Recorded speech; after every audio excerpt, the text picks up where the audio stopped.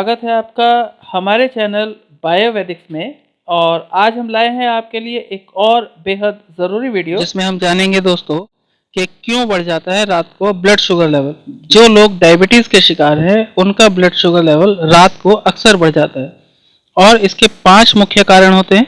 उसके बारे में डिटेल में बात करेंगे और ये भी जानेंगे कि हमें किन किन बातों पर ध्यान रखना है। और तो अगर आपको दी गई जानकारी पसंद आती है तो प्लीज़ इसे लाइक, शेयर और सब्सक्राइब जरूर कीजिएगा। शुरू करते हैं वीडियो। और मैं आपको बताऊं कि एक्सपर्ट्स की माने तो ब्लड शुगर बढ़ना डायबिटीज़ का एक लक्षण तो है ही, पर जो हेल्दी लोग हैं, जो डायबिटिक नहीं हैं, उन लोगों का भी रात में ब्लड शुगर लेवल बढ़ सकता है।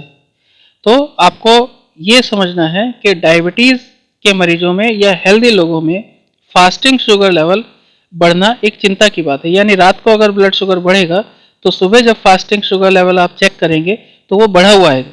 तो हम ये बात कर रहे हैं कि उसका बढ़ना एक चिंता की बात है और हम आगे के वीडियो में इसके मुख्य कारणों के बारे में बात करेंगे।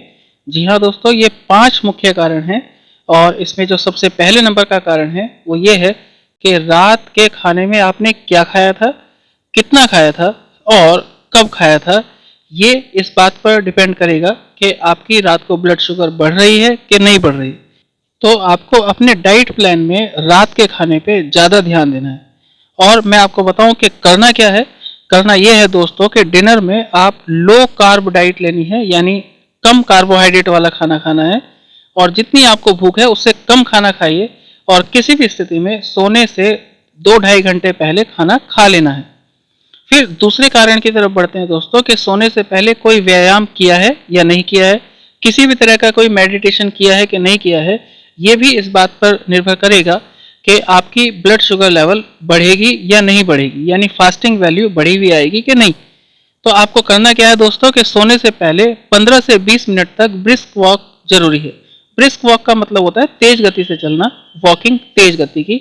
और अगर संभव हो तो प्राणायाम और अनुलोम विलोम कर कर ही सोएं।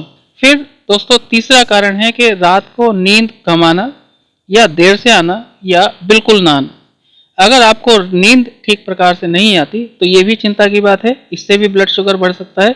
तो आपको करना क्या है कि आपको रात को जल्दी लेटना है दोस्तों, सोचना कम है और तनाव नहीं लेना है, स्ट्रेस नहीं लेना है किसी भी स्थिति में। तो ये आपके लिए बहुत ज़रूरी बात है। फिर अगले चौथे कारण की तरफ बढ़ते हैं कि क्या आप तनाव में तो नहीं है। दोस्तों मैं आपको बताऊं कि तनाव से कॉर्टिसोल हार्मोन अधिक निकलता है और कॉर्टिसोल हार्मोन जो है वो इंसुलिन के सिक्रेशन को, इंसुलिन के निकलने को बाधित करता है। यानी अगर कॉर्टिसोल ज़्यादा निकलेगा तो इंसुलिन ऑटोमेटिकली कम हो जाएगा। तो आपको करना क्या है, फिर से तनाव से दूर रहना है, योग या ध्यान करना है, मेडिटेशन करना है और हमेशा खुश रहना है दोस्तों। खुश रहने से आपके कई सारी समस्याएं जो है वो समाप्त हो सकती हैं। तो बढ़ते हैं अगले कारण की तरफ। और कारण नंबर 5 जो है वो ये है दोस्तों कि आप किसी भी तरह की बीमारी की दवाई अगर खा रहे हैं तो भी आपके ब्लड शुगर लेवल जो है वो रात को बढ़ सकती है। एक्चुअली होता क्या है कि दवाइयाँ भी हाइपर मेटाबॉलिक रिस्पॉन्स दिखाती हैं। दवाई चाहे कोई सी भी हो, वो आपके ब्लड शुगर पर प्रभाव जरूर डालेगी। कोशिश ये कीजिए कि दवाई कम से कम खाएं और अगर फिर भी आपको ज़रूरत है तो एलोपैथी की बजाय आयुर्वेदिक दवाओं का प्रयोग करें। ये आपको कम नुकसान पहुंचाएंगे और आपकी ब्लड शुगर भी बढ़ने नहीं देंगे। तो दोस्तों आज के लिए इतना ही।